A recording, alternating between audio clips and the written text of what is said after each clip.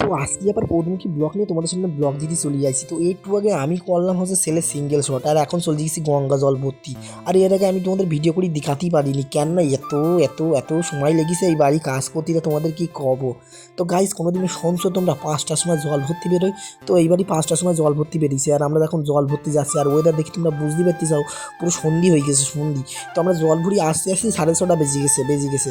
তো তারপরে এই পারতে ওই পারে বিয়ে হচ্ছে, মানে গঙ্গার এই পারতে ওই পারে মায়ের বিয়ে হতিছে। তো সেই জায়গায় আমাদের নৌকায় যেতে লাগে 10 মিনিট, সেই জায়গায় আমরা ঘুরি ঘুরি যেতে আমাদের কতক্ষণ লেগেছে জানো তোমরা? 3 ঘন্টা লেগেছে, 3 ঘন্টা। তো ওখানে গিয়ে তো আমাদের সে গাড়িতে যেতে যেতে বিরাট নাজেহাল অবস্থা হয়ে গেছে। তো এখন দেখো এদিকে ও বসি বসি এখন ভাবনা চিন্তা করতেছে দাদা বিয়ে কখন শেষ হবে। তো এখন বাজে রাত 2টো, এখনও বিয়ে শেষ হয় নাই। তো বুঝতেই পারছো আমাদের কতটা কষ্ট হতেছে।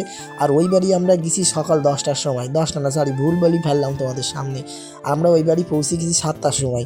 তো বলো এতক্ষণ কষ্ট কর।